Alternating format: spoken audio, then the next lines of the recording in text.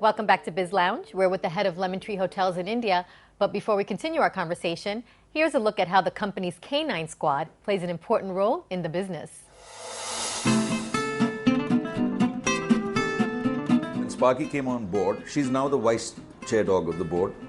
And I know people think it's strange, but I do consider her actually as a co-founder with me. We, in each of our hotels, we adopt 2 dogs as our mascots. In fact, one has 4 dogs because tic-tac-toe, those are the 3 children who have been born to a family. I'm very proud of it. I feel like a grandparent actually.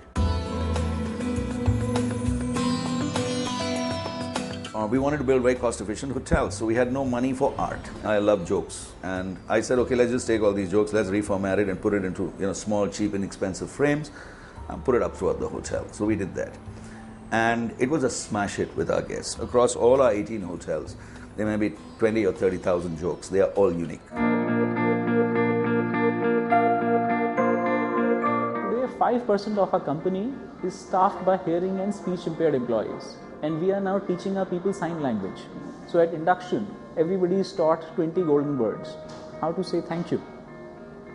How to say good morning.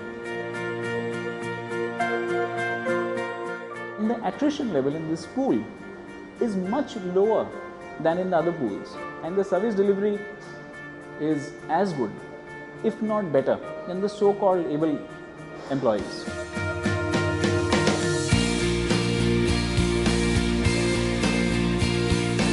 I had a ponytail and people started growing ponytails here.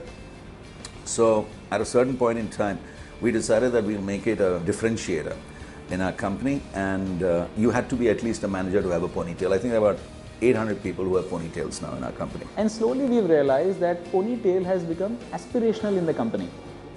So people don't say, when am I picking up the next rank? They say, when can I get the ponytail? If you're an executive and above, you actually get a printout telling you what to tell the hairdresser, because many guys can't do a nice ponytail. To raise the bar and differentiate the Lemon Tree Premier, I think we have to introduce an element of craftsmanship. We are actually customizing a blend of coffee that's going to be the Lemon Tree blend. We're only going to be using locally grown beans. I sometimes joke with people that, they say that, okay, your brand has all these elements. I say, no, sorry. These elements incidentally created the brand.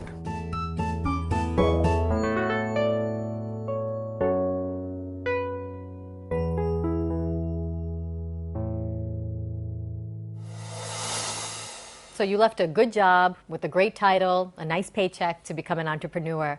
And we know the business reasons why you did this, but tell us more about what was stirring inside you that made you make such a big decision. So this is like 1998, and I'm with 2 close friends of mine. One who today runs a very large education company and one who runs a very large consulting firm. And we're knocking off this bottle of single malt. I think this was in a lodge in Jaipur. And we looked at each other and we said, listen, guys, we're all going through our midlife crisis. Let's recognize that. So all 3 agreed that we wanted to retire. So we calculated we needed 5 crores, which is roughly about $1.5 million. Or the early next year, in February, I decided to invest in the stock market, which I thought I knew a lot about.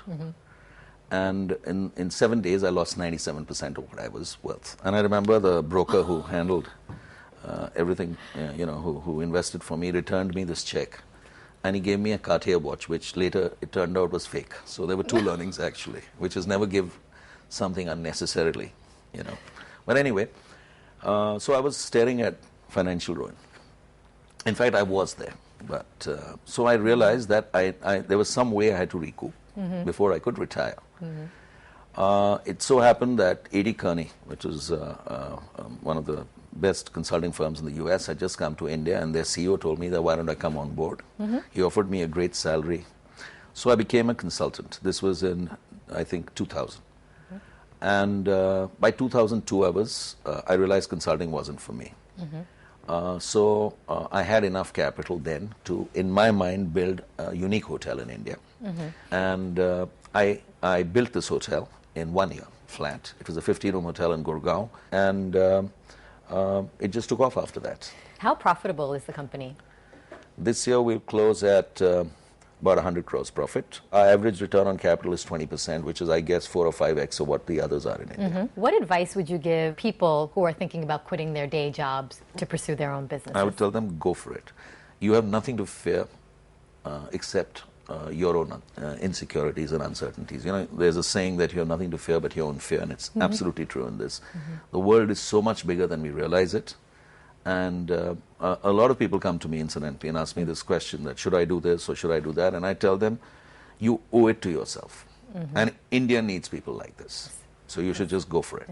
And what points did you pick up when you were at the Taj Group that you're able to apply to your venture today, big or small? It was the learnings in those 10 years which told me what I should not offer and what I should offer. As a simple example, I never offer a grilled sandwich in lemon tree hotels because the cost of grilling I found was more than the sale price I could charge. Another amazing example is that when you and I go to a 5-star hotel and we give a jacket for laundry, for dry cleaning, and they charge you $500 and you feel you've been ripped off.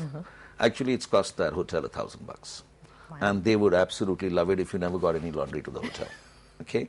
So it's amazing. There are some services which hotels provide which the customer feels ripped off about, and the hotel hates to provide it. Right. But because it's a luxury hotel, it has to provide it. So basically, there were a lot of little learnings like this, but in the aggregate, they enabled me to actually offer a hotel at 1/3 the price of a 5-star. And you've been voted as one of the 50 best places to work in India. Tell us about the kind of culture you strive to create and how you've been able to do that in the short time span. When I started, as I said, I was not thinking of a chain of hotels. I was just saying we'll have this one small hotel. But I wanted a culture which was world-class, because I always felt that the only way you can differentiate yourself and be successful in a service business is if the employee, when he gets up in the morning, he wants to run to work. My main role is I'm the culture custodian of our company. I don't value money.